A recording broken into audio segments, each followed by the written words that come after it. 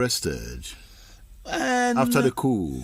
Not as such. We were arrested and then taken down somewhere, and then they asked us about, they were interested in the balance sheets of the money and so on.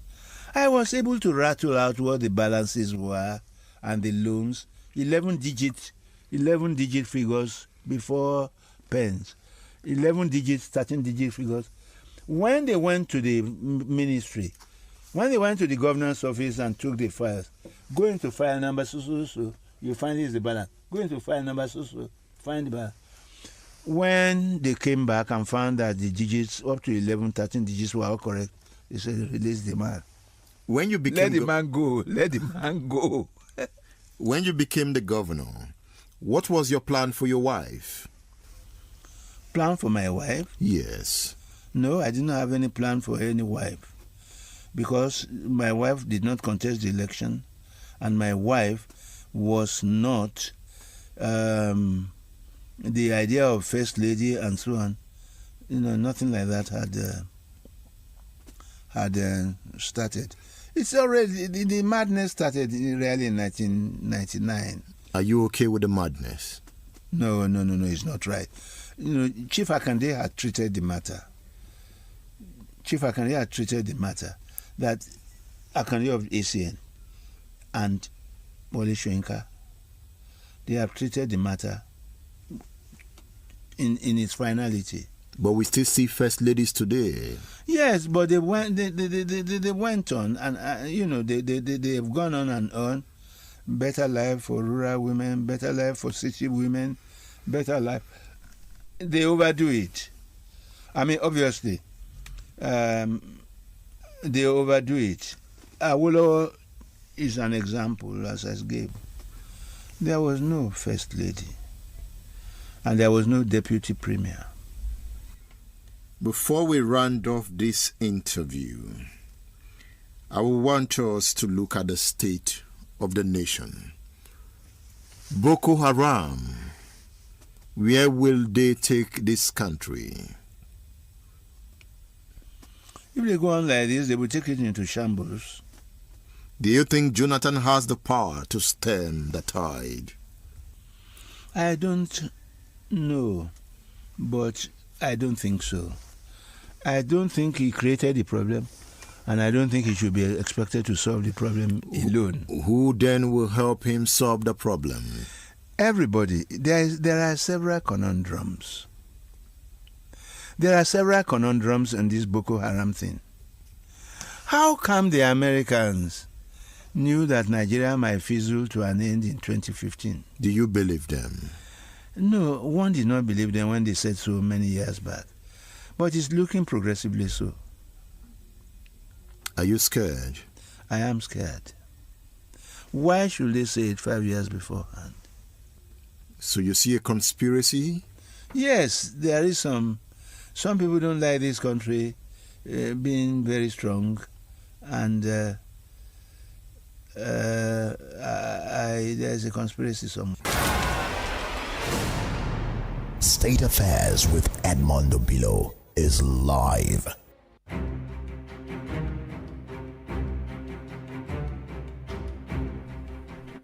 Dr.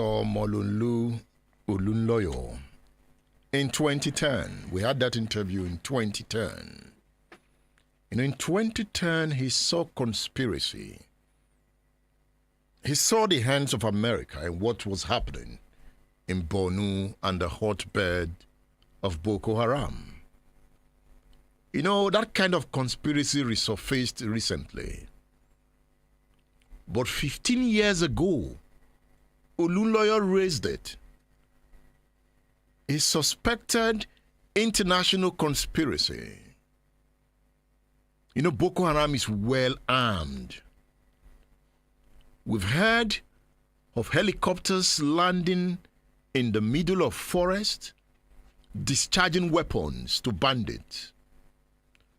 These helicopters, where are they coming from? So he raised that conspiracy idea in 2010. But let's leave the conspiracy side. In that interview, Olunloyo raised two fundamental points. I asked him if the election that brought him to power in 1983 was rigged.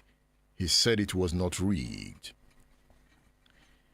He also made the point that Bola Ige did not participate in the primaries of the UPN in that election. Is that true? Bisi Akonde, a former governor of Osun State, became Bola Ige's deputy towards the 1983 elections after Sunday Afolabi resigned as the deputy governor of the old Oyo State. Bola Ige then appointed Bisi Akonde as the deputy governor. Bisi Akonde was neck deep in the elections of 1979 and 1983. So you can say he's an authority on what happened then. Is it true that Bola Ige did not really contest in the primaries of the UPN? Chief Bisi Akonde is on State Affairs. Why reading your book? The base of your politics was in the Second Republic. Yes. That was what unraveled Chief Bisi Akonde as a man of power. If you say so. And Bola Ige is critical to that. Oh, yes, very critical. You joined the UPN. Yes. Bola Ige won the primaries Oh, yes. of the UPN. Yes. But winning that primary became controversial. Yes. Right? Yes. Why did Bola Ige run against Olunloyo? Because law never prescribes who you run with or you run against. You are interested in a position, law stipulates how you run, and it doesn't mention names of people you will run against or you run with. So Bola Ige took a form, not knowing that Olunloyo will take a form. But it turned out that the two of them took a form. Not only two of them, Omishade took a form, Senator Adeoye from Ogbomoso took a form. Several of them took forms. But as the race was going on, some of them were withdrawing from the race. But at the end, we had only Bola Ige and Olunloyo in the race. And Bola Ige won the election. Oh, yeah, very well. He won with 107 against 13. And you suggested here that despite that clear victory, many still hold it against Bola Ige for not respecting age and for not being loyal to the leader, Obafemi Awolowo. Honestly, as far as I'm concerned, they are politically unreasonable, because nothing says you cannot run against anybody. What's wrong if Bola Ige ran against Awolowo? What says I could not run against Awolowo? Was Olunloyo Awolowo's candidate? No one would know. It's possible for Awolowo to have a bent for Olunloyo, and it's possible Olunloyo is an age group of Awolowo, and he could have a bent for him, or he might not. So there's no way we can know. But Olunloyo was an Awolowo's political mate in the First Republic. They are of the same age. That doesn't make a younger person not to run against an old person. Did Awolowo try to influence the primary election? No. He presided over the rule of the game. And then the rule was set. And we went into the field to vote. How did Afolabi become the deputy to Bola Ige? That's a very good story. Afolabi too picked a form. Yes. Afolabi was running for the governorship.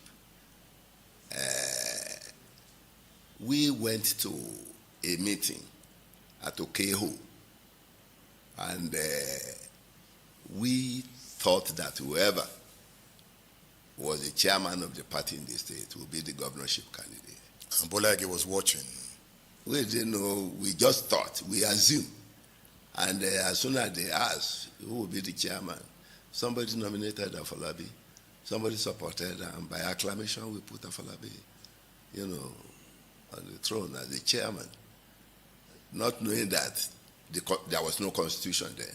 We were then a party in formation, we were a party in the formation, and we just went as an association to Kehu, and we put Afolabi. So the focus of us in Osun was that Afolabi would be the governor. But at that time, Afolabi was your leader. Oh, he was my leader from Osun, and I supported him. I didn't even know Ige.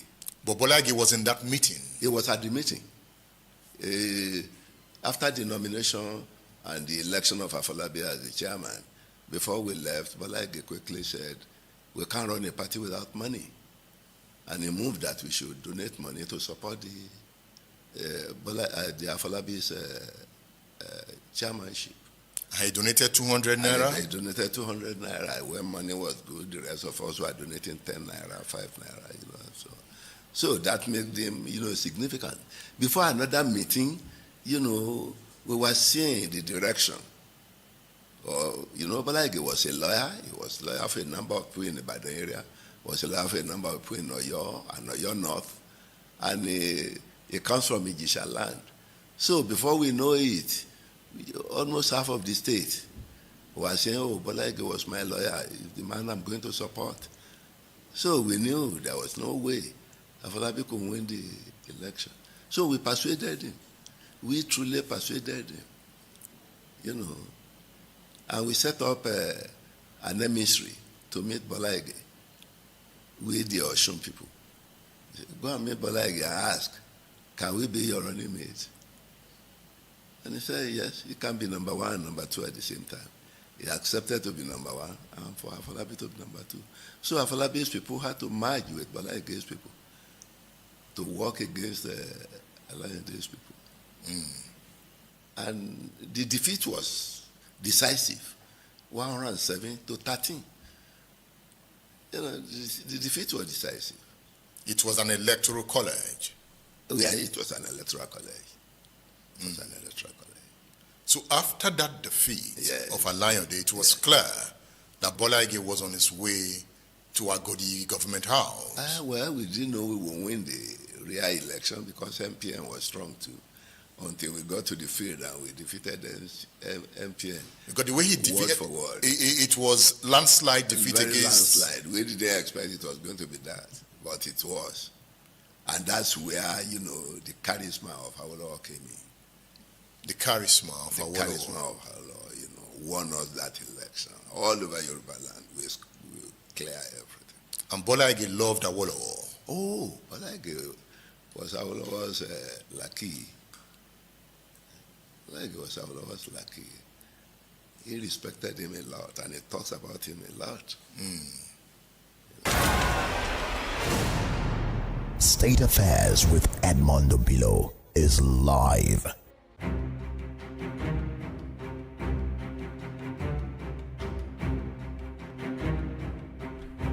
So that is Chief Bisi Akonde there, taking us into history. You know why I brought Chief Bisi Akonde? It's due to that statement from Olunloyo that Bolage was not really the candidate at the beginning for UPN, that he later became the consensus person. But from the Bisi Akonde analysis, no, that is not true. Let's listen to Olunloyo again. You understand me? He defeated Akinjide in 1979? Yes. Now, and he did not contest the primaries. He was not the UPN candidate. I do hope you know that. Even in 1979, he was not a candidate chosen by the UPN. The candidate who was chosen by the UPN was chosen at Okeho, and it was SM Afolabi. Chief Awolowo then approached SM Afolabi to step down for Alayande, which Afolabi agreed to, being a good Awoist. At a meeting, actually Alayande then called somebody. In fact, this is Eruobodo. He called Erobodo, an illiterate. So Erobodo said, well, I'm an illiterate, but I will say that you don't contest this election. So Adilakun blocked Alayande, and they had to look for a compromise candidate. Bolagi's name was so. State Affairs with Edmondo Bilo is live. Or should I call it variants of the same story? That is Olunloyo's interpretation. But there was primaries in the UPN from my research that Bolaige won. Then another question that arose from that interview with Olunloyo in 2010 is, was the 1983 election rigged? Let's hear the voice of Olunloyo. Was that election not rigged? No, the election was not rigged. There was a Babalaki Commission of Inquiry. So a Commission of Inquiry was set up into the election. Oh, this election was rigged. Oh, some of them are still willing till today. The thing is, Bolaige refused, unlike he did with Akinjide, he refused to have a debate with me. He did not have a debate with me. He had a debate with Akinjide. Akinjide walked out. You understand me? He defeated Akinjide in 1979? Yes. State Affairs with Edmondo Bilo is live. Dotun Oyelade, the present Commissioner of Information in Oyo State, was a reporter with TOS at the time. Yes, he was a reporter with TOS at the time, TSOS at the time. That is Television Service of Oyo State, established by Bolaige. TSOS is now BCOS. So Dotun Oyelade was a reporter with TSOS at the time. I asked him about the 1983 election. So he deserved a second term. Uncle Bolaige, Yeah. no question about it. Because you alluded that that election was rigged. The election wasn't only rigged. Rigging is an understatement. Understatement. Oh, yeah. The election was patently stolen without any remorse. Okay? Figures were falsified and all that. Look, The election that brought Olunloyo as 3 months governor. Is that the election you were talking about? Yes. Falsified. it was Patently stolen. Oh, yes, it was stolen. State Affairs with Edmondo Bilo is live. Chief Lekan Alabi was Bolaige's media assistant at the time. He also saw TSOS and operated there. So he was seconded to the office of Bolaige. I asked him about the 1983 elections. And Ibadan was up in arms. They said it to his face and behind him like, Bolaige, bo fu, ko kunle, all loni, that he must leave government house. And he left government house. He was made to, because we won the election of 1983. I was not only a press secretary to Bolaige, I was his trusted aide, and he gave me an assignment to monitor UI campus and UI Agbowo polling booths. So you were saying on your authority that the 1983 election was rigged. Not only in Oyo State, in other parts of Nigeria and federal level. Obafemi Awolowo was rigged out 1983. What late Umaru Diko described as a moonslide. The military brought sanity on January 1, 1984. When I say military, I'm talking of Major General Muhammadu Buhari and the late Major General Babatunde Idiagbon. They took over. Ondo was the straw that broke the camel's back. Ondo. Dare Babarinsa will be the best to describe it to you. You know, he wrote a book on it. Lives were lost, precious lives, property destroyed. Old Ondo State. State Affairs with Edmondo Bilo is live. Olunloyo defeated Bola Ige and was sworn in as governor on the 1st of October, 1983. But power, as always, is fragile. Just 3 months later, on December 31st, 1983, General Muhammadu Buhari staged a military coup. Olunloyo, along with other elected leaders, was removed from office. Though his time as governor was brief, his ideas live on. Dotun Oyelade was a reporter with TSOS at the time Olunloyo won the election. What happened? Uncle Bola Ige showed sagacity and civilization in governance. Don't forget, he had the powers of life and death, so to say, over all the employees, including the administrator then, Dr. Yemi Farumbi. But he did not wield the stake. Rather, he did a very surprising but historical thing by taking us to court, like he was humoring us. Yes. You know. It was fun while I was reading it. Yes, I mean, he did. Now, that shows you what may be the difference between him and Dr. Omololu Olunloyo as governor. Look at this page 98 of your book. You said one day, the governor, that is Omololu Olunloyo, summoned me to his office. And the first thing he said when I appeared before him was, "Now, I got you." He said so.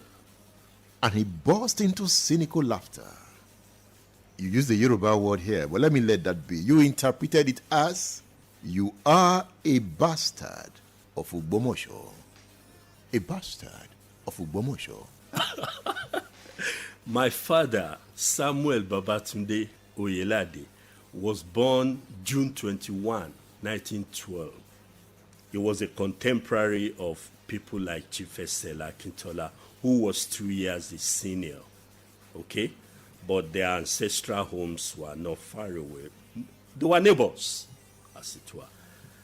And my paternal grandfather, Jonathan Oyelade, in his cursive handwriting, was the one who gave me my birth certificate.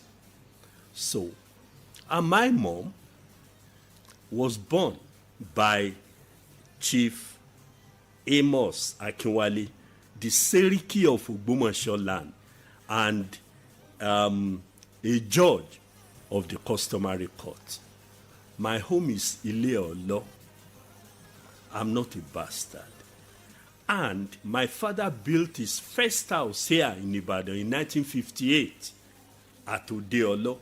That was how it came about that the Ode-Olo of today was named Ode-Olo, because someone from Ile-Olo in Ogbomoso built his house there.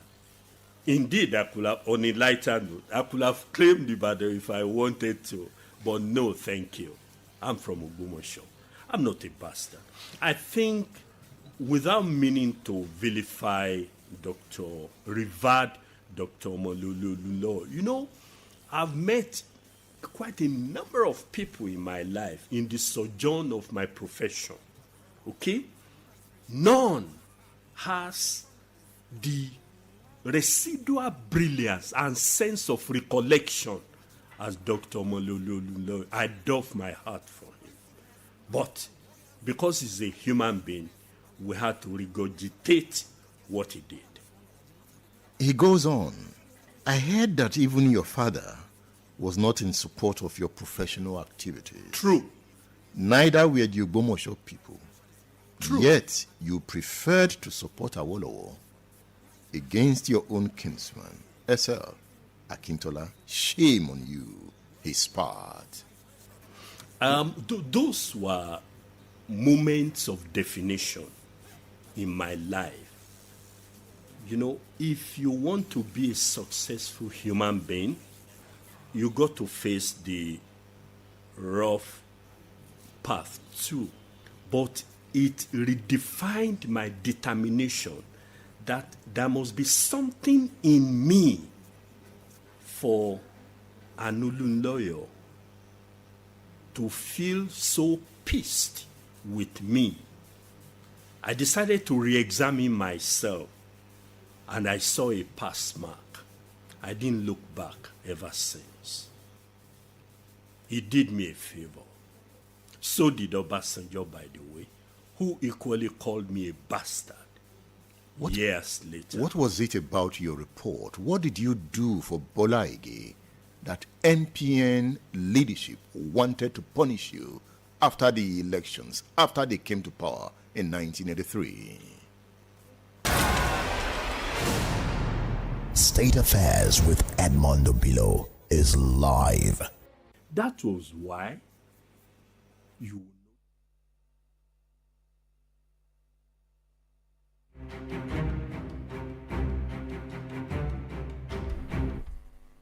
Now, let me make it clear. The interview with Dotun Oyelade was before he became the Commissioner of Information. I had that interview with him when he was the chairman of BCOS in Shea Makinde's first term. He saw Olunloyo in action. Dotun Oyelade worked with TSOS. He liked Bola Ige. And Olunloyo felt that he used this report against him. And when he won, he wanted to deal with him. Dotun Oyelade describes it in his book. Have you read his book? Dotun Oyelade Reporting. And I was reading from that book, asking him questions from the book. Dotun Oyelade speaks more on his engagement with Dr. Olunloyo. That was why you will notice that the NPN at the time was in the minority. They could hardly form a government. And Dr. Olunloyo, probably because of karma, was unstable for the 3 months that it lasted. What do you mean by unstable? Both in terms of his public comportment, what he was saying, how he was governing. Let me give you an example. You said he came here to the Broadcasting Corporation of Oyo State, TSOS at that time, to loudly ask for me. I wasn't the only one, but yeah, I was more prominent because I was from there, from Ogbomoso, where he was supposed to have an iron grip. So when we got to the Palace of the Seun of Ogbomoso land, he asked me to come out and told the Seun that this is not your son.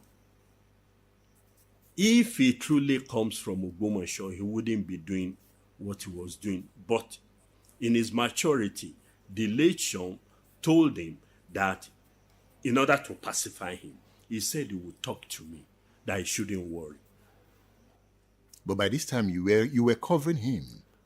I was forced to cover. It was a verbal instruction, a gubernatorial verbal instruction. He told me, he said, what you are doing for Bola Ige exactly is what you will be doing for me. If I throw a stone, you cover it. If I do, anyway. So I was, I wasn't, it was the down period of my profession because I didn't believe in what I was doing. State Affairs with Edmondo Bilo is live. Yes, we are looking at the late governor of Oyo State, Olunloyo, going back into history as a form of remembrance for his works, his politics, his activities. Dr. Yelade tells his own story there, his encounters with Olunloyo as a reporter with TSOS. Chief Afolabi also knew what was going on at TSOS. He was around. I asked him what happened during the time. Afolabi speaks. Coming back to TSOS. TSOS, according to the MPN, in Oyo State at the time, became the ruling party's voice. So when Bola Ige was defeated in the 1983 elections and Olunloyo was elected, one of the first things he did was to pick up the knife and begin to deal with some of the reporters in TSOS. Can you remember that? 1983 to now, I think it's about 40 years. Yes? 83. We're in 2023. 30 years. Oh, 30 years. Yes. 30 years after the action of Dr. Victor Olunloyo, I stand by him.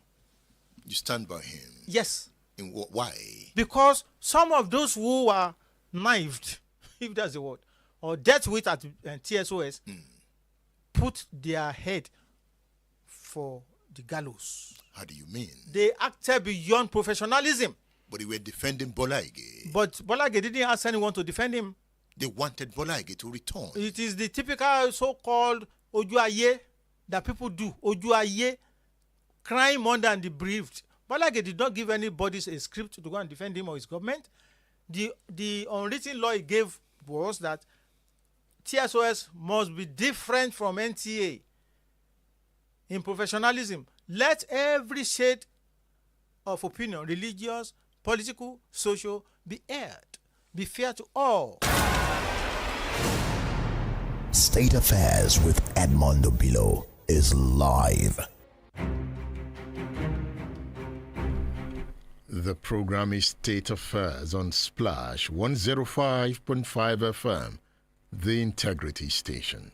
Stay tuned, stay cool.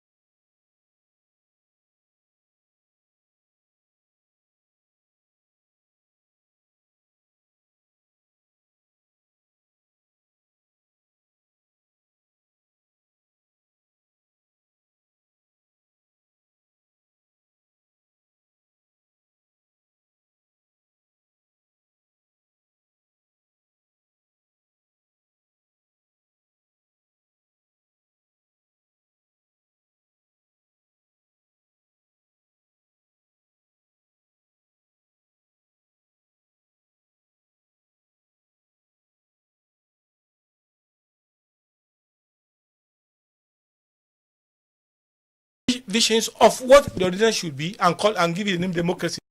Nigeria is held together by corruption. The day you remove corruption from this country will come collapsing. If it is sacrilegious, yes. Is it not unity that keeps us? No. Which unity?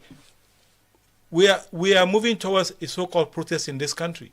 What has it become? Has it not become the mutual acrimony of antagonistic ethnic nations? Are the Yorubas not pursuing Are the Yorubas not pursuing, don't strike because a Yoruba man is there? And the North is saying, no, you are going. And they are saying, oh, leave Lagos. The Igbos should leave Lagos. So what kind of nation are you talking about? What kind of unity? Is it not a nation? No, we're not even a state. You're not a state? No.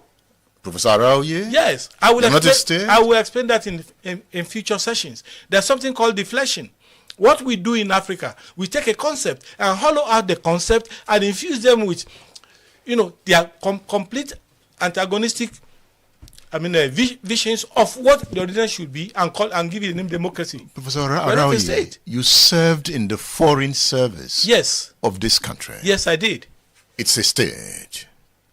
Well, the nominal state. Look, let me tell you this. Stephen Krasner identifies 4 levels of sovereignty which defines statehood: domestic sovereignty, international legal sovereignty, and 2 others that I can't corner. What keeps the African state, not just Nigeria, going is international legal sovereignty. I can tell you, in the last 2-3 years, how many letters have gone to the British Parliament, to the Secretary of the National Nation, denouncing this state by elements in this country who don't recognize the statehood of this country. That is their opinion. Yeah, that is. But their it's a state. That is their opinion, but legitimacy arises from the opinion and the perceptions of the citizens. It is still a legitimate state. It has a president. It has governors. It has a Supreme Court. It has the parallel.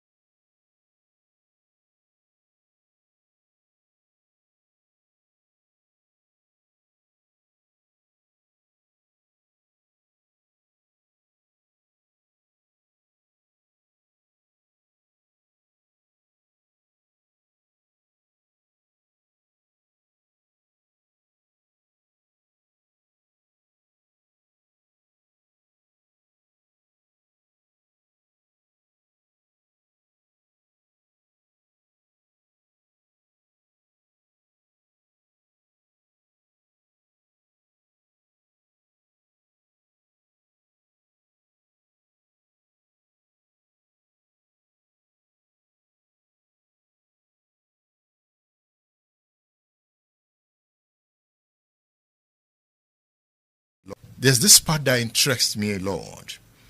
That's page 31. You said, of course, there were powerful non-state political actors in the background, breathing down heavily on the government. Early in 1993, a delegation of the Center for Democratic Studies visited the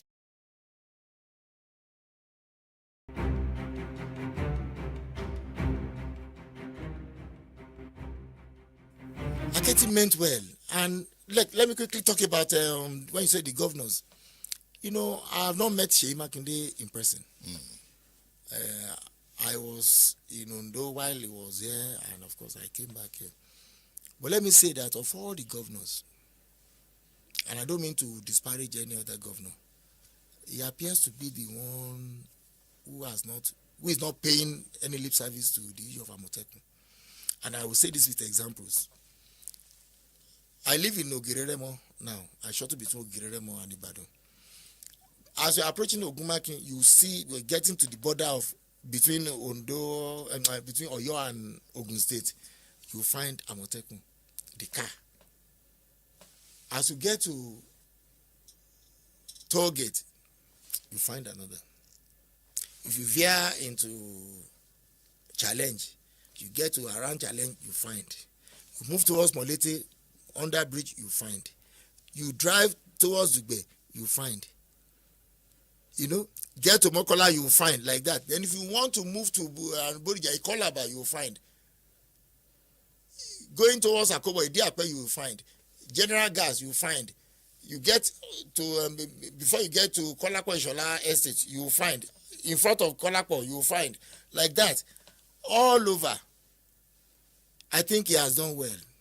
He has done well. Forget about the party. I told a friend that if Sheyi Makinde were to be eligible for a third time, I would transfer my vote. I would vote for him. You're so impressed? Extremely so. And I'm not interested in their partisan politics. State Affairs with Edmondo Bilo is live. At the formation of Amotekun, you knew everything that was going on. I did. Was Sheyi Makinde excited about the idea? He was very excited. Yes, let me also. I'm thanking him. Aketi is dead. Aketi told me when Ogun State was attacked and he had to go there, the Yewa people, you know, they were killing people just like game. And there was going to be a serious protest. Aketi went to join Ibikunle Amosun. Was it Amosun or Dapo? Dapo Abiodun had become the governor then. He came back to say that, look, Sheyi Makinde, that there was no time they called him. Let him listen to this. No time that they called. That in fact, he purchased cars even before Ondo State to show how serious he was. Some people say he was playing politics because he knew that Tinubu was not supporting Amotekun. That he wanted to show. He said, no. He said, no. Yes. So I was watching. Yes. I can tell you that he can improve on what is on ground. I'm not saying that we have gotten to the end because we still have a lot of impediments. State Affairs with Edmondo Bilo is live.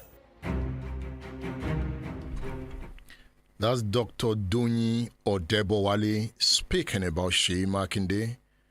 Dr. Odebowale was a senior special assistant to Rotimi Akeredolu, the late governor of Ondo State. He was in the thick of the formation of Amotekun. So there it tells you the role Sheyi Makinde is playing to secure the state. Have you been to Itasa? Itasa. You need to go to Itasa. Itasa is the end of the world. If you get to Itasa, it's a different world. If you are watching online, you can see the video. We are showing the area view of mining sites, the forest of Itasa, a land rich with treasures buried deep within it. That is Itasa. The road to Itasa is long, winding and weary. From Ibadan, it stretches more than 4 hours, an odyssey through rust-colored earth and forgotten villages where the trees seem to whisper old secrets and the winds carry the scent of dust and memory. It feels like driving to the edge of the world, where the land begins to fold into itself and the sky grows heavy with unspoken things. Itasa? Have you been to Itasa? A land rich with treasures, yet the people are poor. Stones that glitter in the hands of those who never sowed the ground, yet they cut away billions from mineral resources. Oyo State does not benefit from it. The people do not benefit from it. Itasa. The people live in lack, trapped between silence and survival. There is wealth in the land, but poverty in the hands of its children. The streets carry the dust of longing, and the farms have grown quiet. There is a colony in the forest of Itasa. In Itasa, the minds are ruled not by laws, but by whispers. The real power lies not with the chiefs or councils, but with armed militants, men who answer to no one but the machinery of greed. Itasa is a contradiction, a place where the soil is full, but the soul is hollow. Where power sits not in government halls, but in jungle clearings and hidden shafts. Where children walk past gold dust and still go to bed hungry. The journey to Itasa is more than a road. It is a descent into a truth we often pretend not to see. A reminder that in some corners of the world, wealth does not bring justice, and abundance does not guarantee peace. You want to hear the story of Itasa? You join me next week on State Affairs. Come, I will take you to Itasa and you would see. Can you see the pictures of the land? Where miners reside, thousands of poor miners. The miners themselves are poor. But those who control the mining ground are the rich ones. Everything around Itasa is poor, but within Itasa is wealth, riches. How? Sheyi Makinde has to go to Itasa and see. Hey, Itasa? No wonder Itasa people cries.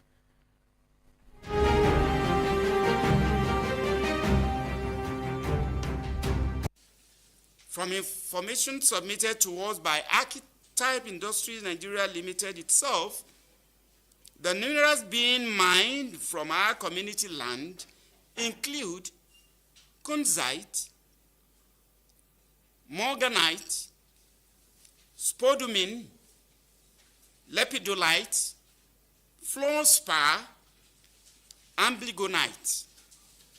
We have further investigated and learned about other precious minerals being mined from our community land without our consent. West Oyo in quotes, which includes Itasa land, has been listed on stock exchanges internationally. This means that our land, and particularly its mineral resources, have been staked by the company or companies laying claim to the mineral title holders.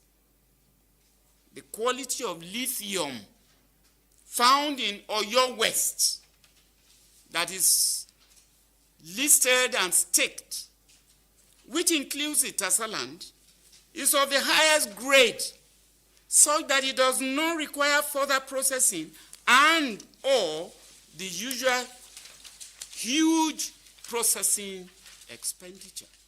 Unfortunately, the minerals which ought to be a blessing are those being turned into a curse, threatening not only the current generation but also future generations by the involvement of networks of illegal miners on an international scale. Archetype Industries Nigeria Limited had passed to us documentary evidence of collaboration with foreign mining companies which loot and destroy the environment at the expense of the future of our people. State Affairs with Edmondo Bilo is live.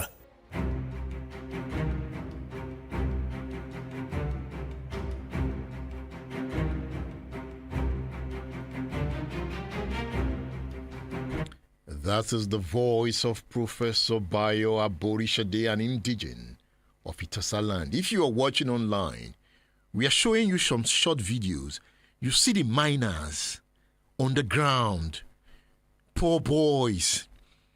if you're watching, you see, don't worry, you'll see the documentary, it will come, so that you understand what we are talking about. You see, Zamfara has been besieged by bandits. One of the reasons is because of mining. Itasa land is being besieged. Itasa is the end of the world. If you are in the forest, from Itasa town to the mine, it's about 1 hour, 20 minutes. It was like a journey into hell. Large expanse of land. Land. Yet poor people. Mr. Governor, you see land. Largest parts of land. You see cows everywhere. Cows, like a cow colony. Hey, it looks like an ungoverned space. If Amotekun did not follow me, I wouldn't have gone in. It's like a war zone. You see market in that forest. Market of miners. They are frying fish, frying dodo. You won't think there are human beings there. Hey, let's go to Itasa. Itasa land. The people of Itasa are crying.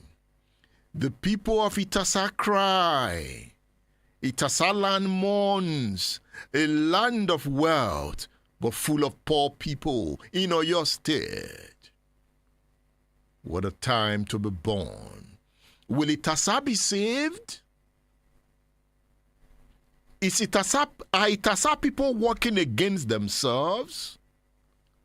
Those are also questions. Are there Itasa indigenes that are conspirators in this game? Time will tell.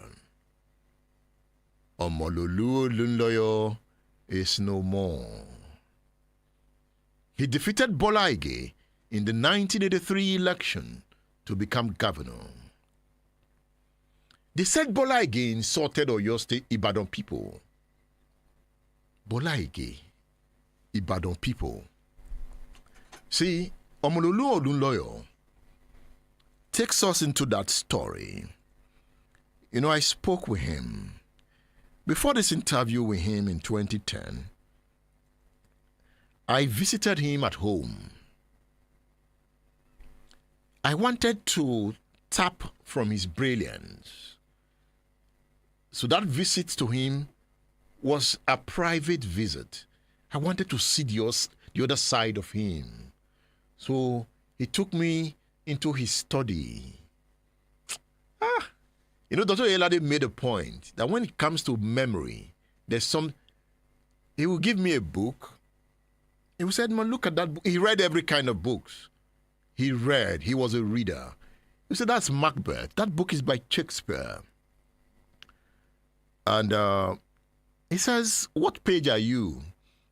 I said, this is page 44. He will keep quiet for a time. And he just starts reading page 44. I said, huh? How? He said, Macbeth said, and I'll be looking at the lines. I said, did you memorize the page? He will be smiling. He was an old man then. I'll pick another book. He will be explaining the book. At some point, I picked a book on McLaurin series. If you studied engineering, you must have studied McLaurin series. You know, immediately I just picked up that book. Olunloyo just got excited. He began to break down the formulas. He said, I learned you're an engineer, so you will understand me. He began to break it down. And I told him, I said, you had no business in politics. On a good day, you shouldn't have played politics. And I said, if I knew you, if I was a governor when you were 27 after your PhD, I will arrest you. You will not come near politics. I said, I'll put you somewhere in a lab and you think and we will create things. We'll use your brain for national development. politics distracted you. Should have created, because he is a scientific genius. I can say he could have been more brilliant than Albert Einstein. But we didn't use him. We distracted him with politics. We are poor. We can't create anything. Yet you have an Olunloyo. And you begin to... So what was the value of his PhD and his brilliance? You know, in a way, he also chose politics. He has a right to play politics. But sadly, he could not use his brilliance because he was only governor for 3 months. Because Buhari and co struck and overthrew that administration. So he talks about Bola Ige here.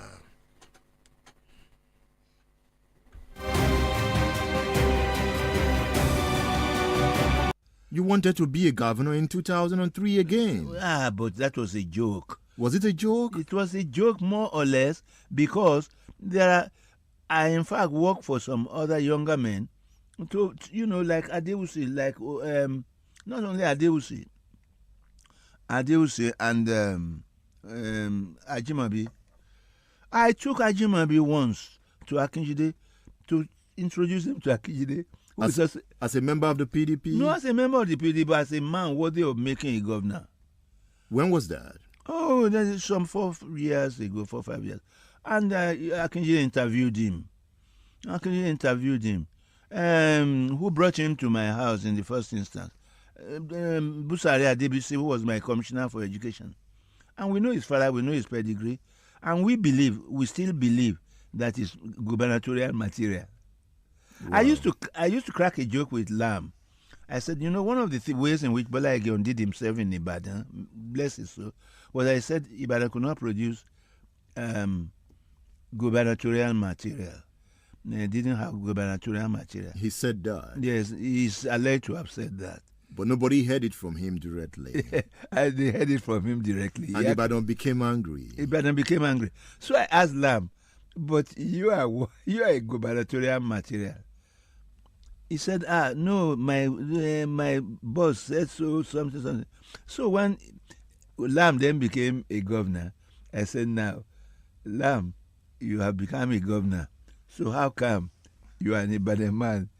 Not only that, you are the only Ibadan man. By the time he ended his tenure, you are the only Ibadan man who has had a full tenure the entire 4 years. So how could Bola have been right to say Ibadan has no candidate when Ibadan had you? State Affairs with Edmondo Bilo is live.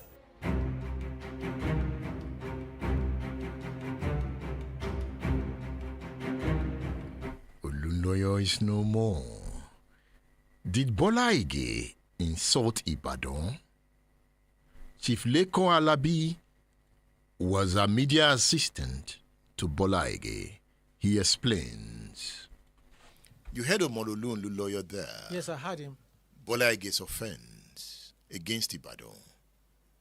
At what point did you become the press secretary? Thank you very much. February 1983. Why at that time? Because it was close to the election. Yes, because they said Chief Bola Ige. It's not they said. Chief Bola Ige had run into a stormy weather with Ibadan people. How? They said, like Dr. Olunloyo mentioned in the interview now, allegedly that Uncle Bola said no Ibadan man is fit to be governor. That the best Ibadan man could do was to be a taxi driver or a butcher. Did he say that? He denied. So when I was employed and I became his press secretary in charge of television matters, the original press secretary of Uncle Bola, Chief Bola Ige, Governor Bola Ige, was Dapo Aderinola, perhaps Africa's best reporter. Dapo was the original press secretary. So you were brought in as an Ibadan man? I was seconded from TSOS, yeah.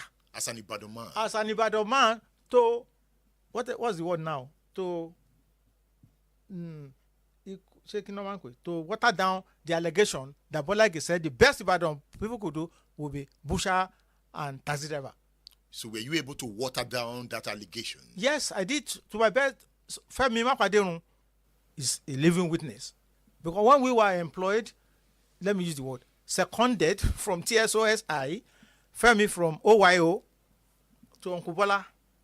So how can I work with somebody I don't know his ideology, philosophy, and co? So we asked, sir, Excellency, can we have some private moments with you, sir? He said, yes. So we sat down, Femi and I, with Chibolagi of blessed memory. Sir, please, it's a great honor to be asked to come and work with you. More so somebody who has been an hero from secondary school. Sir, is it true you said the best Ibadan could do is butchering and taxi driving? And he answered, Lekon, sir, will you believe such? I am married to an illustrious daughter of an illustrious Ibadan family, a local family. You know that, your auntie? Yes, sir. I was senior prefect Ibadan Grammar School under Baba Layode, and I made my name, and I'm still making my name from Ibadan. Do you think I will ever deride Ibadan? I never said so. That was his word. But that story never died down. Good stories in Africa or Nigerians die down early. It's the bad ones that will linger. I am alive to say now that Uncle Bola denied ever saying that the best Ibadan could do was taxi driver at Eran. And Ibadan was up in arms. They said it to his face and behind him like, Balaige bo fo ko kunle all loni that he must leave government house. And he left government house. He was made to. Because we won the election of 1983. I was not only a press secretary to Balaige, I was his trusted aide. And he gave me an assignment to monitor UI campus and UI Agbowo polling booths. State Affairs with Edmondo Bilo is live. Yes, I have taken you back into history. And that's what history is about. It takes you into the past, reminding you of the politics of 1979 to 1983, the Second Republic. Olunloyo was critical to that politics. You've heard the voice of Dotun Oyelade, who was a reporter with TSOS at the time. Have you read Dotun Oyelade's book? I want you to read that book. Dotun Oyelade Reporting. I spoke with Dotun Oyelade before he became the Commissioner of Information. And we were reviewing his book. That's how Olunloyo came into the story, because he wrote about Olunloyo in his book. I want you to read Dotun's book. I like the way he writes. The Commissioner of Information of your state. Hello, Mr. Commissioner. How are you this morning? He has been around. You heard the voice of Chief Lekon Alabi, another renowned journalist. You heard the voice of Bisi Akonde. Oh, I didn't have the opportunity to interview Bola again. I never met him. You know, I've done a lot of stories on Bola Ege, and it's sad I never met him. I met Olunloyo. You have anything to tell the radio man? Have you been to Itasa? I have a message from, let me see. I have a message from Elvis Femi Ajala. Elvis Femi Ajala says, incidentally, whenever I yearned for historical facts worldwide on any subject, I do visit Dr. Omololu Olunloyo. I fumigate his palatial Horatio gardens periodically, and he sends pictures. Yes, you know, his garden, Olunloyo. At the point he told me he was the Alafion of Moleti? okay, the argument between him and Paradedibu. Perhaps I'll bring you that story someday. Olunloyo is no more. Hey. I had about 4 interviews with him. Perhaps I need to put those interviews online now so that you can go and listen to them and reflect on them. You need to listen. Give records. I have another message here. Do you have any message for the governor?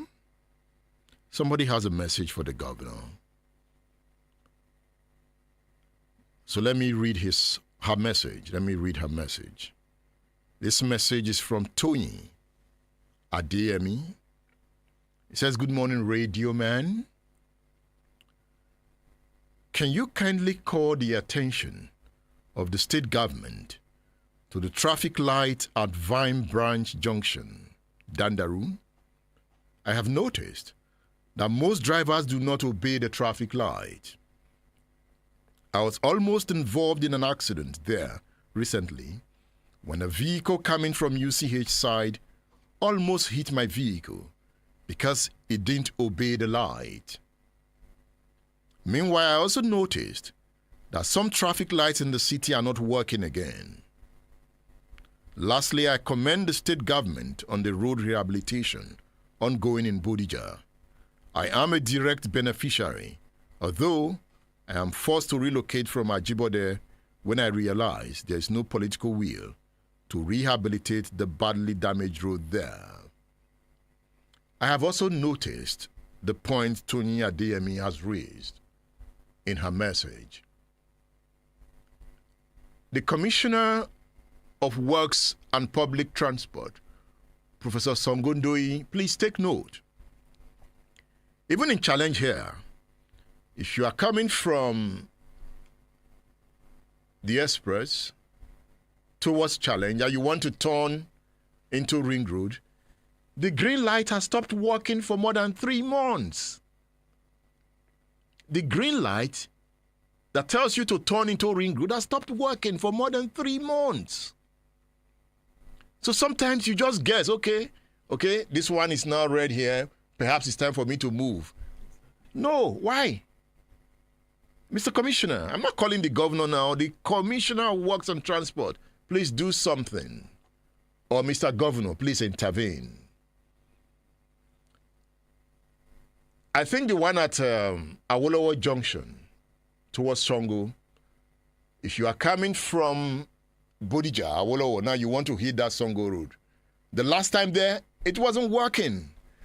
But the one that tells you to move towards UI is working. So those ones will be moving. You don't know when to move. At some point, there's confusion. It's confusion. And, Mr. Governor, the traffic lights are not being obeyed. They're not being obeyed. And the biggest culprits are the micro drivers. And they get away with it. They get away with it. They're not being obeyed. The traffic lights are not being obeyed. I thought, Mr. Governor, you've set up some new committees to enforce the law. We're not seeing that in action. We need to enforce the law. When there are no sanctions, the land becomes chaotic. So please, Mr. Governor, there's a lot to do. So that we are able to have an orderly society. Mr. Commissioner, please, there's a lot to do. Let's replace the dead bulbs of the traffic lights. Let the green light work. Let the yellow light work. Let the red light work. So that you know when to move and when not to move. And the people, it is our responsibility to obey these lights. Where are you running to? It's just 1 minute. Just 1 minute. You wait for 1 minute. Why are you so much in a hurry? Are you in a hurry to know where? I'm driving at 40 kilometers on a busy road. Somebody behind me is horning that I should run and fly. I'm too slow. 40 kilometers per hour? In a busy area like a market, I should even be at 20 kilometers per hour. But if I dare do 20 kilometers, a driver might come down and punch me. So are you okay? Are you okay? That one was screaming at me, are you okay? I said, this is a market zone. People are crossing. You don't care? Why are you flying here? So we need to educate our people. Where are you running to? And you are running the next, and there is a traffic light at the other end. So where are you running to? You still get to that point and stop. So because you know you have misbehaved, you don't even want to stop anymore because you know I will look at you and say, look at you. You don't even have sense. You are running.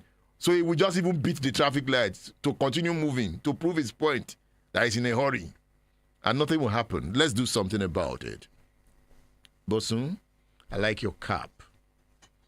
Bosun is looking good. Bosun is the studio manager. We are working together, bringing state affairs to you. Hi, Shinwo Balano. Shinwo, I can't see you, but I know you are working there. Well done. Shinwo is streaming on Splash FM Facebook page. Yes, Lawson. Okay, Olumide Lawson. Olumide, how are you? Toby Kush. You know, those are the Splash FM social media guys. Toby, it's been long I saw you. Well done, guys. Well done. Let's work. Let's work. It is Splash 105.5 FM, the integrity station. Okay, let me hear from you. 070 694 930 00.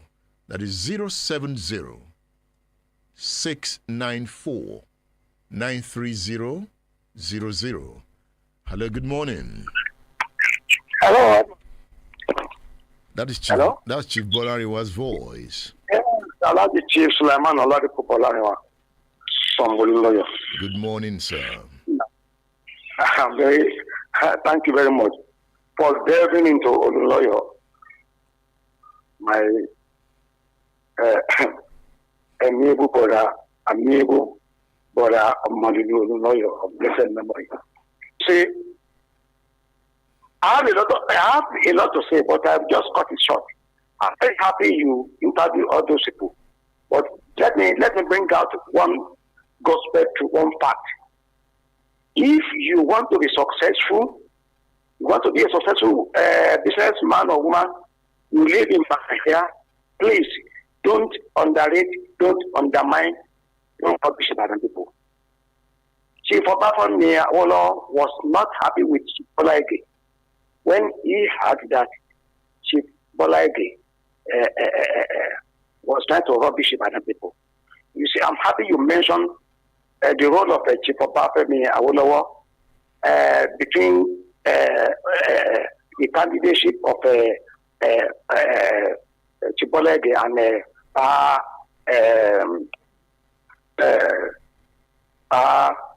Alayade. All that is history now. And I'm happy all those people you interview and what they said. But one thing is a fact. I will regard as a slip of tongue because Chief Bola Ige will never undermine the other people. His wife is clear. Our sister, Chief Justice Ige. You see, what happened that time? I had him talk. Edmond, are you hearing me? I'm listening. I had Chief Bola Ige. What he said. I had him. And you see, Ibana politics, if you are talking, Ibana people are looking at your face, your body language and everything, and they will even interpret it for you. You see, the reason why Chief Baba Awolowo was not happy about the whole thing was that you see, he knew what Ibadan people were. Baba knew what Ibadan people are, especially during the time of Elijah Adiko Kedelabu. You see, when during that time, I witnessed what happened. If Adelabu talks today over the radio, Baba will not be the person to respond. It was Chief S.L.A. Akatola that will respond. All right. Akitola, Churchill of Yoruba language.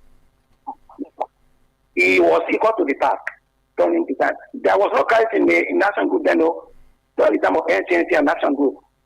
You see, and Awolowo was always having, he had good lieutenants, Chibakeloye, I mean, a lot of them, then in the banner here. But what happened? During that time when Bola Ige made the slip of tongue, he did not say it directly. Bola Ige did not accept saying that. Yes, what he said was that who among them, who among them that Baba, did you hear it from Bola Ige or you were told? I had it. I saw him over the television talk. He was annoyed. Bola Ige was annoyed. I listened to him. I had him.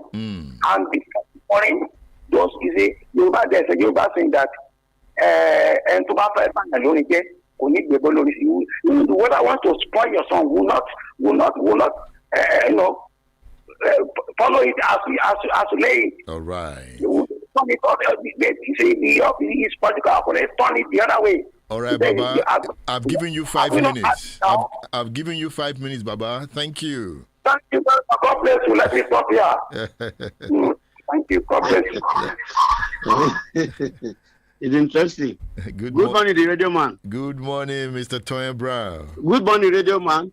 I greet you, Mr. Toyin Brown. Can you hear me? I can hear you. Hello, Vilo. Mr. Toyin Brown, hear me now.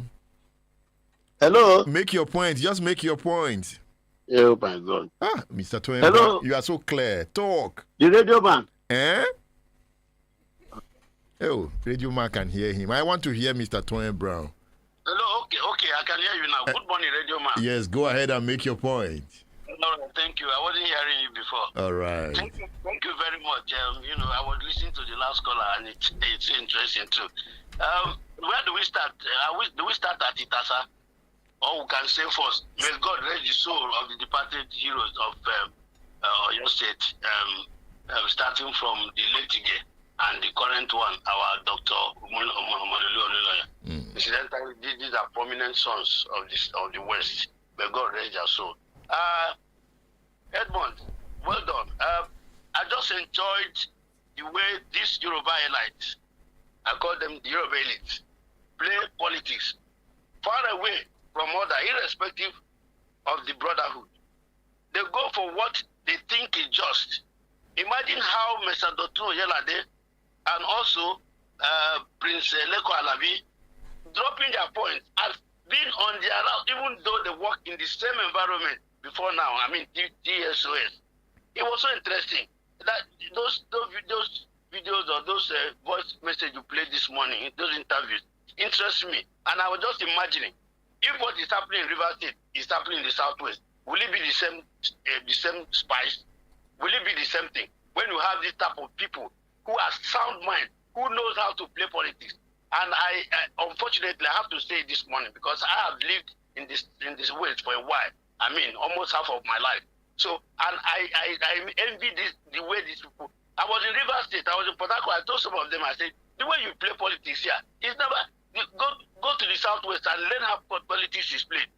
Look at how the two Oyelade, press on his point. Even though himself and the other man work in the same establishment.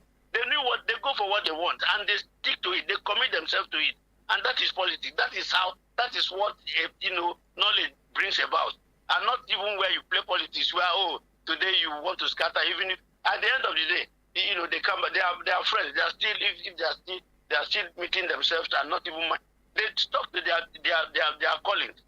And that is what I enjoyed this morning, how they spoke about Chief Bola Ige and also Dr. Olunloyo. It's interesting. And finally, let me put it here. Prosperity for the nation rests in restructuring. I'm talking about Itasa.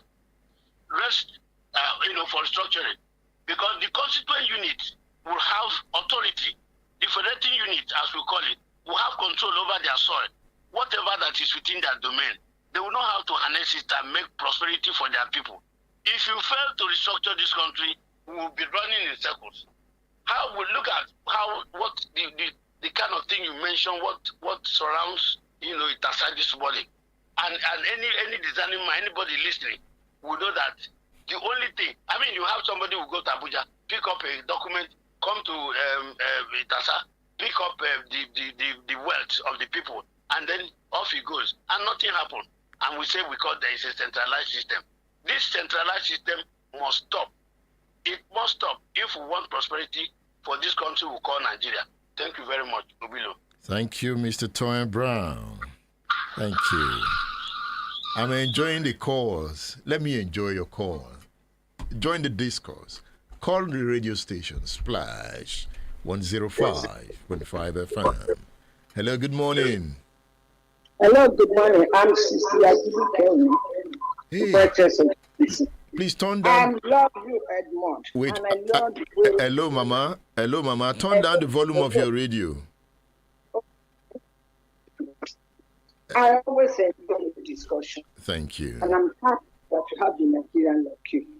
You know, when we talk of the Itasa problem, the man, Ajibade of Archetype, is still alive. You know who these people are. People I need to do. The Bola is gay. Omololu saga. Analyze. And your investigatory analysis is very, very honest. And I'm highly impressed. You are not only, your charisma concerning journalism is highly commendable. But if you look at it, the people are not, I have the Badon blood. Our mother is from the Nukoyi family. That is my husband's family. But people will know the truth. About that period, I was pregnant, I was coming of work. And I kill you are coming. I just saw the number WA on my vehicle, and that was all. They nearly killed me. Whereas Baba did that on UI Road, he stopped his entourage to let me pass. But these people say, our politics has always been like that. May the Lord deliver us. And concerning Sheyi Makinde's not paying, his ability now as a God is highly commendable. And I can see him trying to emulate Obafemi Awolowo. But he should be more careful with some political touch that are using his name in the wrong way, incurring the wrath of the poor of the land by their wanting destruction and extortion of money from the poor, legally enforcing them to pay what they do not owe. These are touch. And as far as Bola is speaking against Ibadan is concerned, if you look at the situation in Yoruba land, Ijeshas and Ibadan are more maritally connected than any other tribe in Yoruba land. There is no family in Ibadan land that does not have a link with Yoruba, it's Ijesha, and vice versa. So our Bola will speak contrary, to the Ibadan, something is all political and it's all nonsense. So all the saga between Ijesha and Ibadan is nothing but mere politics. As I've told you earlier, I suffered that too. That's why the fact that my husband's mother is from a royal family in Ibadan. Simply because his father was an Ijesha, we suffered it. By and large, I was working towards having a Nigeria that will unite this nation. Unity in diversity is always better than diversity in unity. Yes, if you have a unity cooperatively of this land, there will be no problem in Nigeria. There is all is have their what you call their special anchor in these lands. If the people in charge are not arrested, there's no way we can solve the problem. Edward, I drove my car for you. Please go. And on bias journalism. Keep it up. Bless Nigeria. Thank you. Thank you. When I hear the female voice, I would allow them talk. Thank you. I've always wanted female voices. The passion that comes. Mama, thank you. Thank you. The lines are open. Okay, Bosun? Hello. Good morning. Edmond, good morning. I greet you. This is Olasupo JK from Akobo. Olasupo JK. Thank you, sir. I just want to start maybe from the late Baba Olunloyo. I enjoyed one interview you did with him, where he said he would always go to Baba Olunloyo's house, despite being opposing sides in terms of party. That he will go there every evening to read papers. That Awolowo will pass through him every day, and he will be reading paper down floor. And Awolowo will pass through him every day, go upstairs. He said one day he sent somebody that he should come and see him, and that why are you not in our party? And he told him that Baba, these people will not allow you to win any election in this country. He said it to his eyes. I like him for that. May his soul rest in peace. As for those people occupying the bushs in Oyo State, I don't know why, as it's growing in the southwest, it's growing, all this insecurity palaver is going almost everywhere. This thing was ignited, I think, towards the re-election of Goodluck Jonathan in 2014-15. I think to prove a point, I want to see this thing as a kind of an effort to give this administration another name. I am looking at that, and I don't know why Mr. President is just looking away. He's not looking away as such, but he has to do more.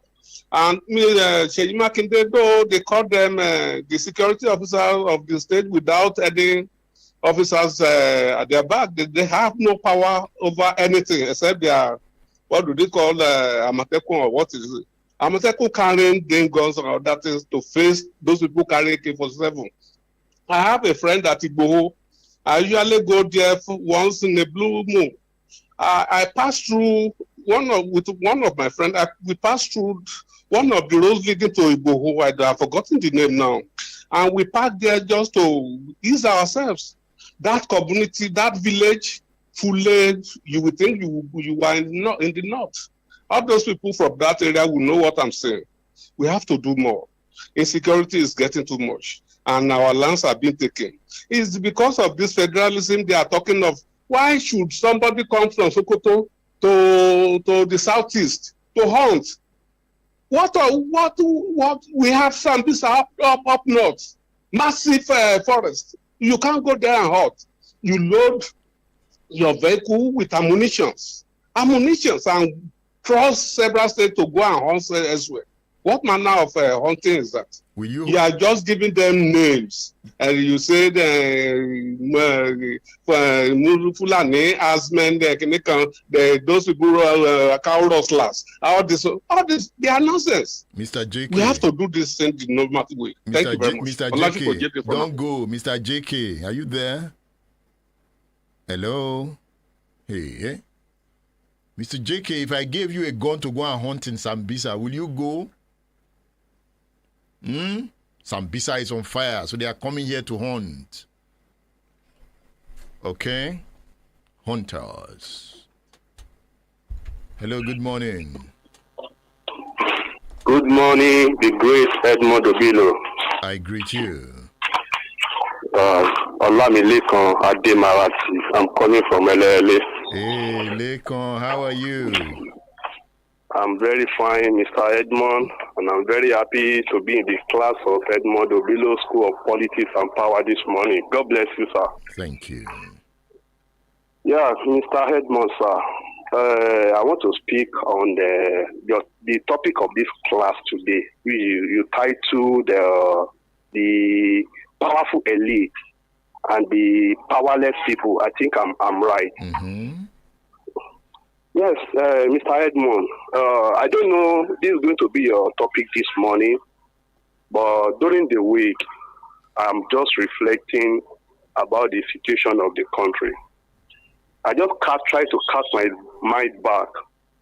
I remember that I'm one of the best students in this class that never miss your classes, starting from during the time of Sport Bank, Voices, Village Square, Economic Searchlight, now state affair.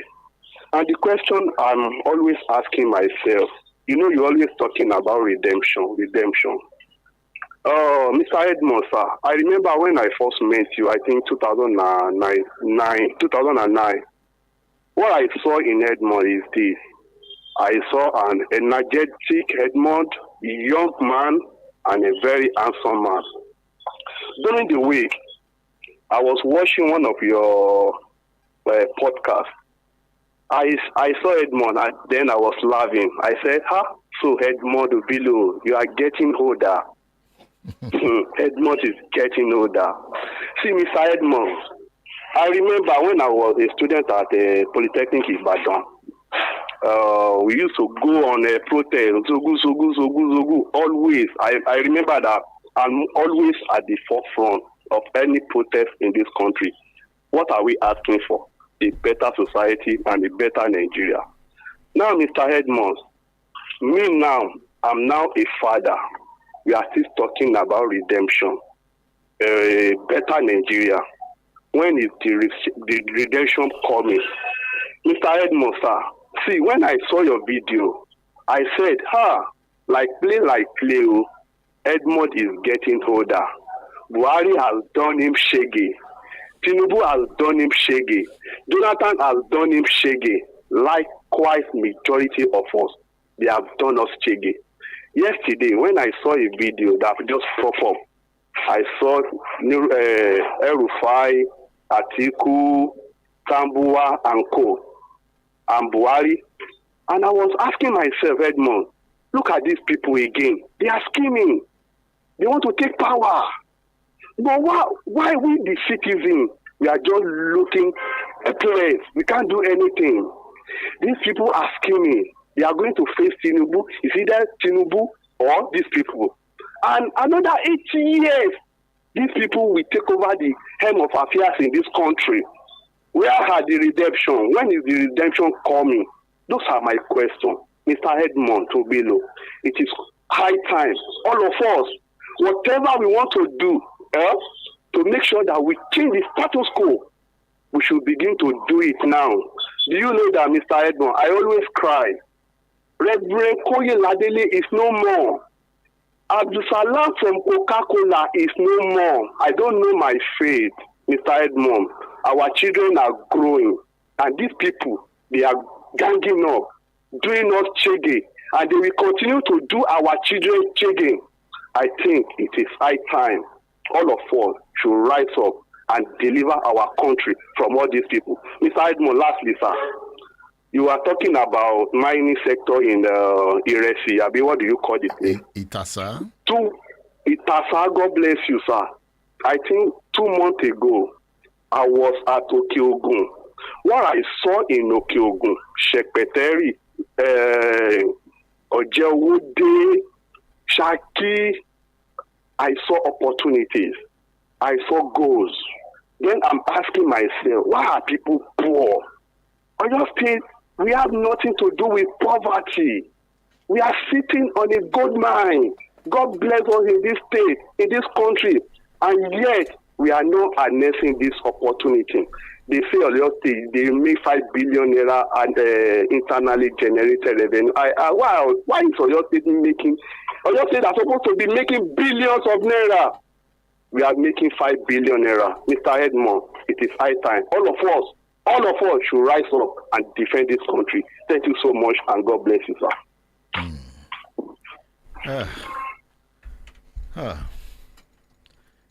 Coincidentally, before he called, I just remembered my age in the studio. And I said, hey, I've crossed the line. I said, I have not achieved my dreams. I said, I've crossed I've moved to the other side. I'm closer to death. He just came now and rubbed salt on it.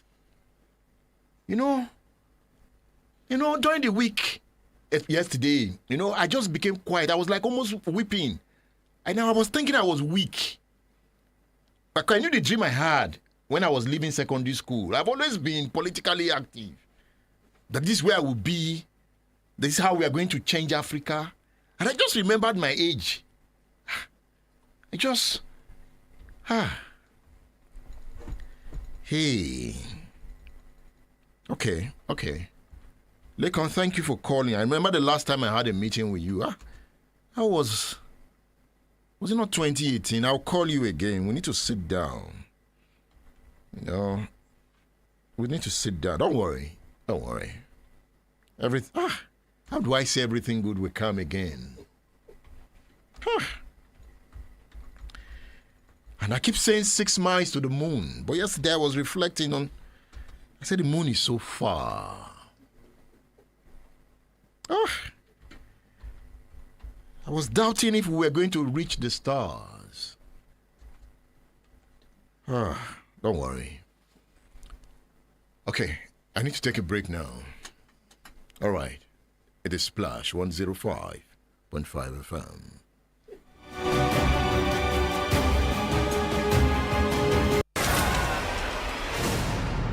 State Affairs with Edmondo Bilo is live. Splash FM 105.5.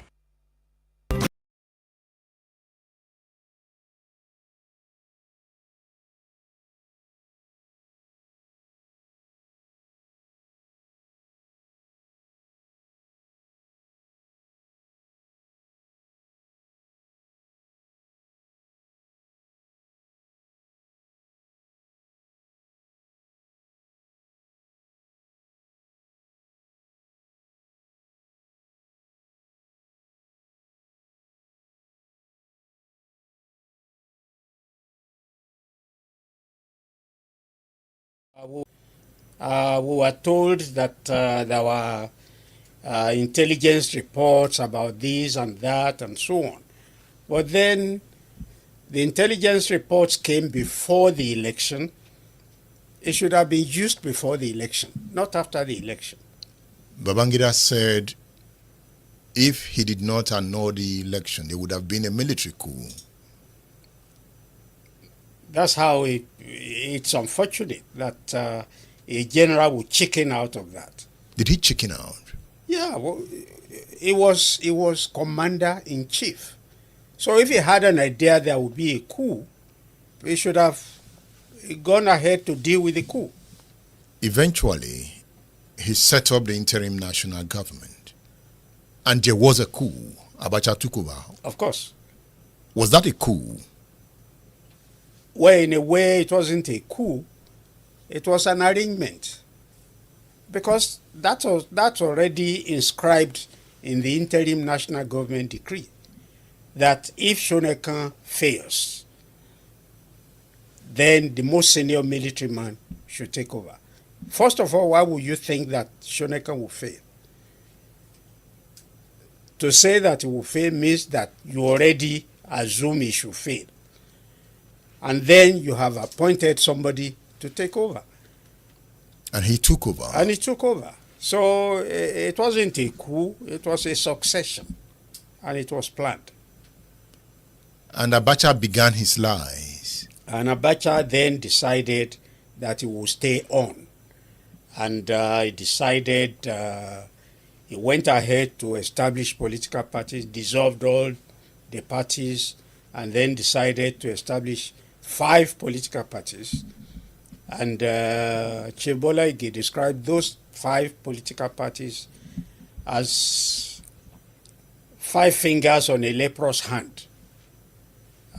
Because they were the same. They were on the same hand. They were all, you just split the same thing into 5.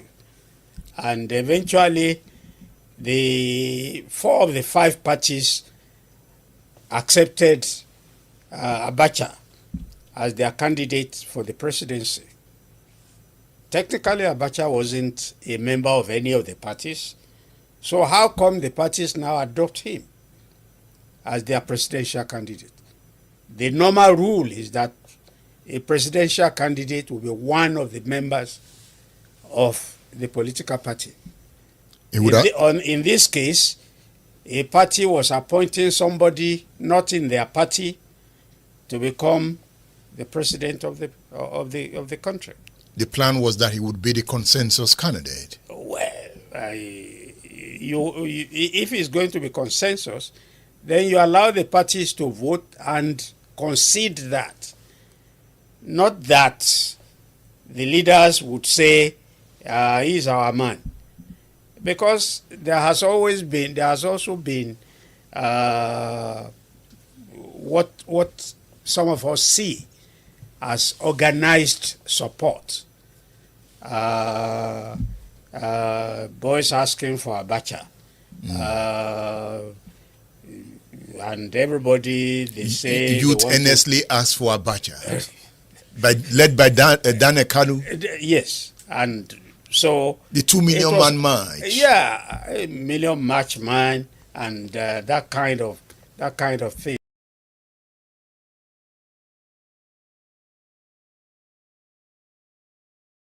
Understanding systems and schemes through awareness and social reconstruction becomes expedient. They never told you how you offended them? I'm not on trial, so I can't go before Join the radio man Edmondo Bilo on State Affairs for local and international politics, security, extensive economic analysis, interviews, and world power play. Nigerians must choose the path they want to follow. Follow the same looters and sponsors of violence who control the political structures or encourage the formation of a new leadership team.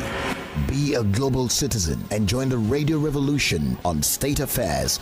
State Affairs with Edmond Obilo. Radio just got deeper. State Affairs with Edmond Obilo is live. Aketi meant well, and let me quickly talk about when you say the governors. You know, I have not met Seyi Makinde in person. I was in Ondo while he was here, and of course I came back here. But let me say that of all the governors, and I don't mean to disparage any other governor, he appears to be the one who is not paying any lip service to the issue of Amotekun. And I will say this with examples. I live in Ogireremo now. I shuttle between Ogireremo and Ibadan.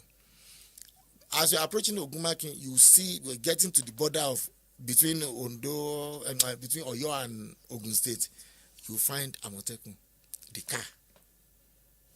As you get to toll gate, you find another. If you veer into Challenge, you get to around Challenge, you find. You move towards Molete, under bridge, you find. You drive towards Dugbe, you find. You know, get to Mokola, you find, like that. Then if you want to move to Bodija, Ikolaba, you find. Going towards Akobo, Idiakwe, you find. General Gas, you find. You get to, before you get to Kolakwa Ishola Estate, you find. In front of Kolakwa, you find. Like that. All over. I think he has done well. He has done well. Forget about the party. I told a friend that if Seyi Makinde were to be eligible for a third time, I would transfer my vote. I would vote for him. You're so impressed? Extremely so. And I'm not interested in their partisan politics. State Affairs with Edmondo Bilo is live. At the formation of Amotekun, you knew everything that was going on. I did. Was Seyi Makinde excited about the idea? He was very excited. Yes, let me also... I'm thanking him. Aketi is dead. Aketi told me when Ogun State was attacked and he had to go there, the Yewa people, you know, they were killing people just like game. And there was going to be a serious protest. Aketi went to join Ibikunle Amosun.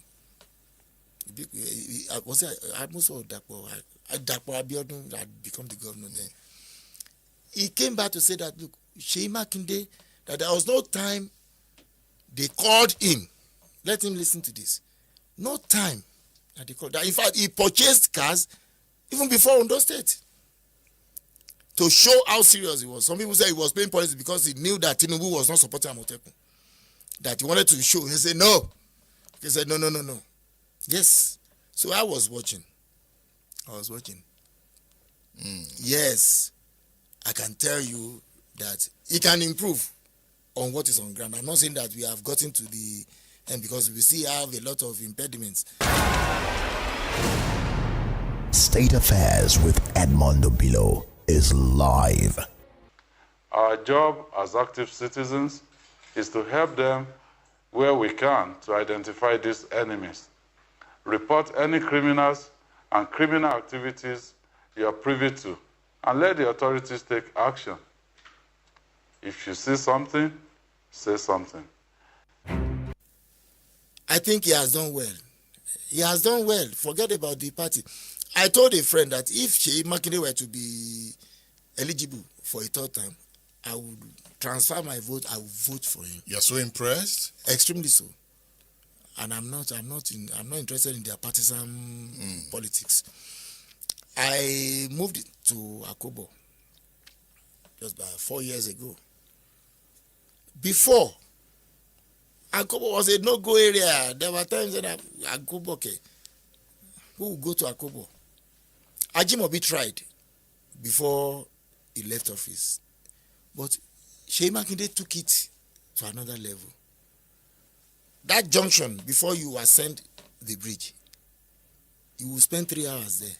No, he's an engineer. So I can now call him Engineer Sheyi Makinde. Unlike those who bandy titles. Because you drive around, people say, the roads are not going to last. Thank you. But these ones, I'm driving on them.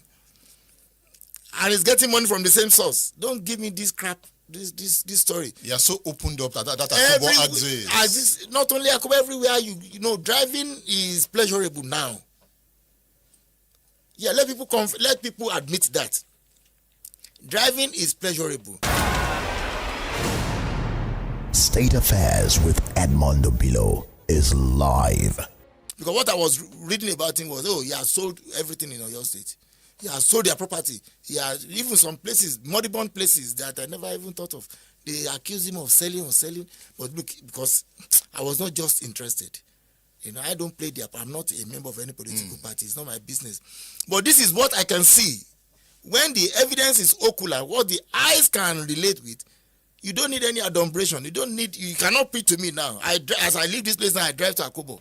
I'm driving on the road he has constructed, and he's still constructing. So you won't tell me that he has not done it because you expect something from him and he has not done it. That's your own problem with him.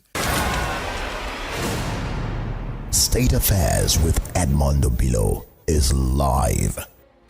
When I hear people say, well done, like a note that I received from Oluwaseun Adeomi, I always, when I hear people say well done, I'm always thankful to God for the opportunity that He has given us to serve the good people of Oyo State.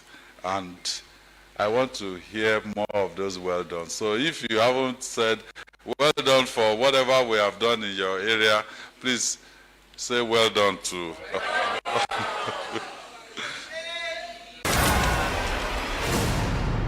State Affairs with Edmond Obilo is live.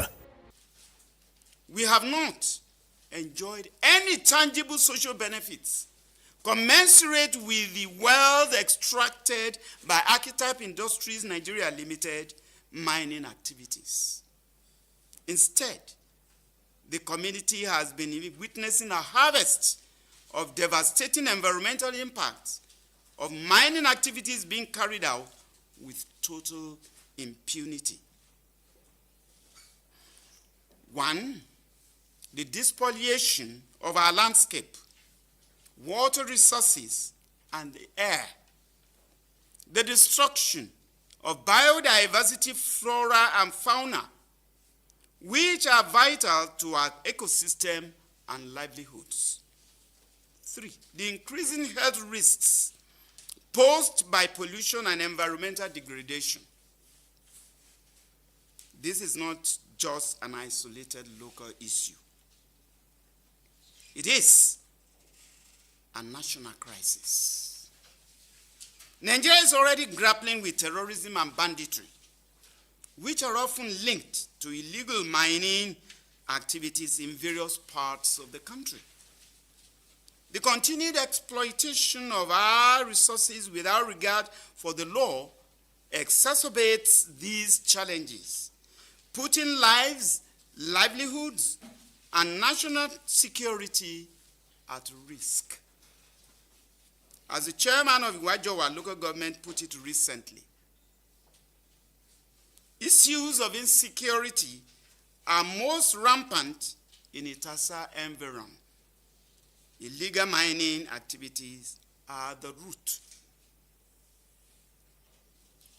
As the renowned environmentalist John Moore once said, in every walk with nature, one receives far more than he seeks. Regrettably, in Itasa, we are losing more than we can ever regain. The unchecked mining activities are robbing us of our natural heritage, putting the lives of our people in jeopardy, and threatening the future of our children. Globally, the consequences of illegal and unregulated mining are well documented.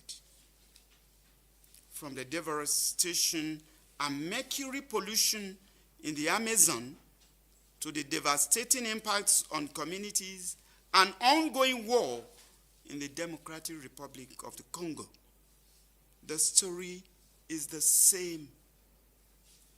Where there is no accountability, there is destruction. We cannot allow Itasa to become another statistic in this global crisis. State Affairs with Edmond Obilo is live. Itasa? Have you been to Itasa? You have to go to Itasa.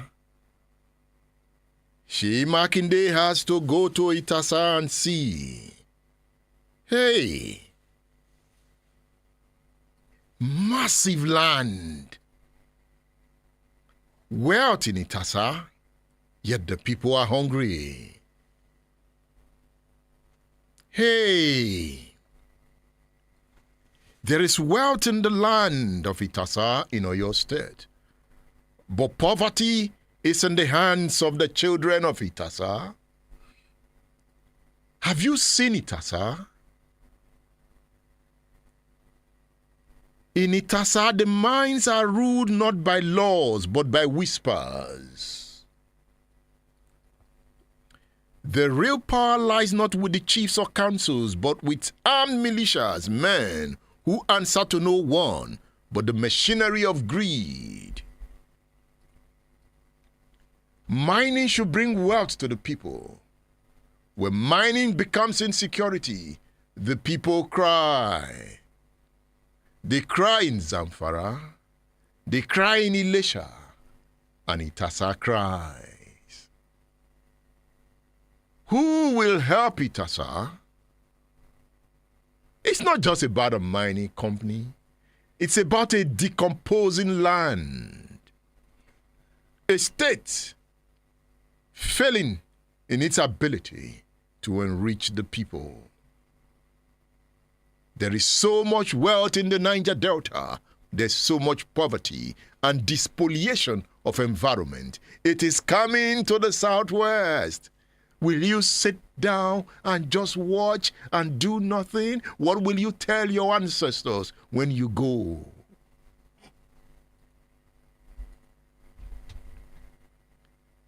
They patrol the illegal mining sites around the country like restless ghosts, protecting riches that do not belong to them in a land where bullets speak louder than birthright. Itasa is a contradiction, a place where the soil is full, but the soul is hollow. Where power sits not in government halls, but in jungle clearings and hidden shafts. Can you see the picture? Look at it. Can you see? Can you see? I can see. Look at the picture. Are you watching online? You can see. Look at that expanse of land. You know, when I see the land and I say, and we don't have food, We don't have food. Look at the land. I was saying land, land, land, land. Look at the land, and we don't have food.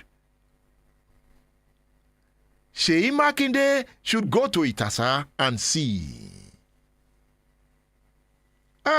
Itasa. The journey to Itasa is more than a road. It is a descent into truth. Often pretend not to see. That truth we don't want to see. Next week, I will tell you the story of my journey to Itasa. Itasa, don't cry. You will be fine.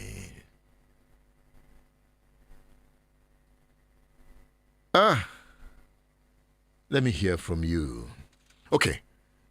You see, you've heard the voice of Dr. Doyin Odebowale on this edition, applauding Seyi Makinde. You heard the voice of the governor, and you heard the voice of Professor Bayo Aborishade, an indigene of Itasa, in a press conference lamenting what is going on. Yes, there are different mining sites in Itasa, but Itasa people are more concerned about Archetype Industries Nigeria Limited. Archetype. Yes. Don't miss next week's edition of State Affairs. I'm going to bring you different voices about what is going on in Itasa. Itasa must be rich. It is a task that must be done. With the resources in the land of Itasa, Itasa must be rich, or your state must be rich. It is a task that must be done. What is wrong with us?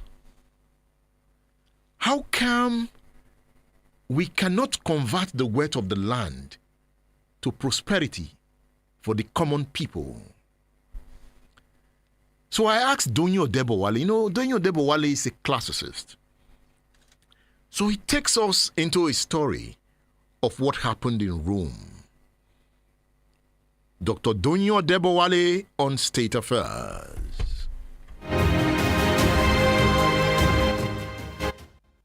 This is how people subvert the state. That's what they do. That's what they do. So at a time while I was at Mosimi, some of these people will come with their babaniga with cash.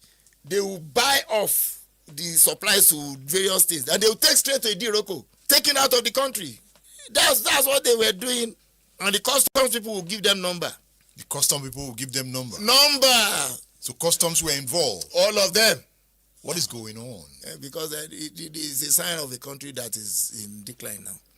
If you read some classics, when Roman Empire was going to die, the citizens, especially the women, overdressed.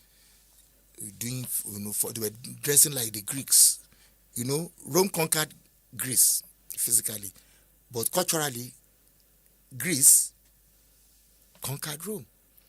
So you were not considered as educated if you could not speak Greek language as the official language of the elite. If the women did not dress like the Greeks. In fact, homosexuality started with the Greeks. Lesbianism that they have now perverted started as a form of protest during the Peloponnesian War. The women of Lesbos, a Greek island, whose husbands were always finding one excuse or the other to be at war. And they were not coming home. So they held a meeting and they said that they should deny their husbands of sex. When they came, during armistice, they came home, they thought they were going, so they gave them drink to arouse them. They went into their wives and all of their wives cooperated. That was how the Peloponnesian War ended. Sex.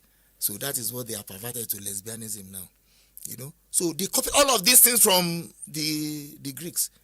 Then Rome went down. Production declined. Rural-urban drift became so intense. The land of the poor people, the peasants, were taken away from them by the rich to build their latifundia, their large estates, to produce even what the local populace were not consuming, olive oil that they were exporting, Just as the Chinese are now exporting cassava here now, and you can't even buy gari. The same system, the same thing. And some ladies who use 75,000 and 100,000 naira to buy, artificial hair. They bleach their skin. They do all of these things. We overdress. Everywhere is an eatery. Everywhere is a mall. Consumerism, and that's why you go into a supermarket, you want to find there, and not what you produce locally. What you import is what you don't have the capacity to produce, or what you have the capacity to produce, you are not permitted to even import. You all want to go to a farm. Now, bandits will not allow you to go. So this is a country that is going down. Let nobody deceive you with any statistics. Like Rome was going down. Like it's happened to Rome. A nation in decline will have these features. Nigeria is ripe for the thump.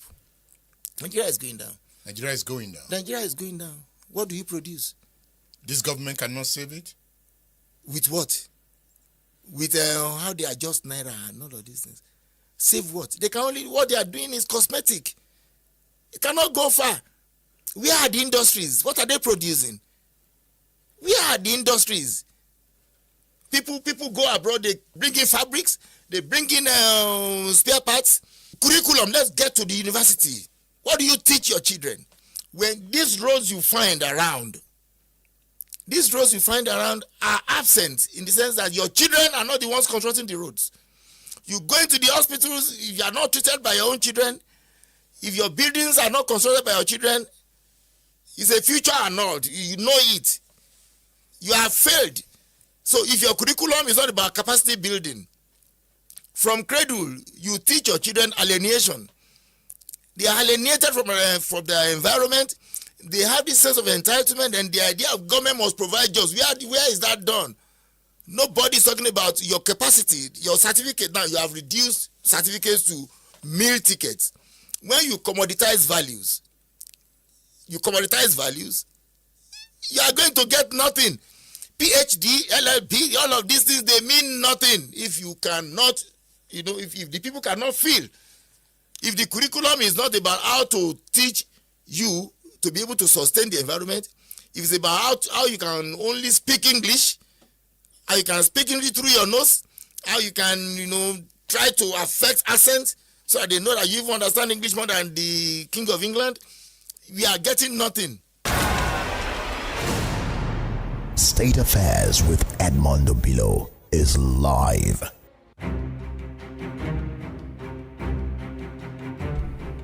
With that analysis by Dr. Dunyo Debowale, we come to the end of the show. But let me leave you with these few lines.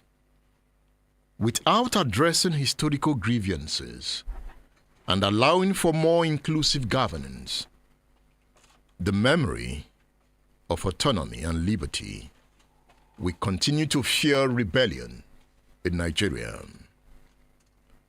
Concentrating power in a corrupt elite undermines stability. Decentralization and equitable resource distribution could mitigate resentment and conflict. Leaders must build trust by engaging directly with citizens and addressing their concerns, rather than ruling through proxies or exploiting regional divides. Devastation, whether physical or economic, breeds resentment. Investment in innovation, education, and job creation can counter cycles of poverty and violence. In essence, Nigeria's path to stability lies in recognizing the inherent flaws in oppressive governance and shifting towards a system that respects liberty, fosters innovation, and prioritizes equitable development. Without such change, the state risks perpetuating the cycles of rebellion and unrest. I am Edmond Obilo. The next program is Ijoba Tiwa with Sheun Special. It is Splash 105.5 FM, the Integrity Station. Thank you for being there.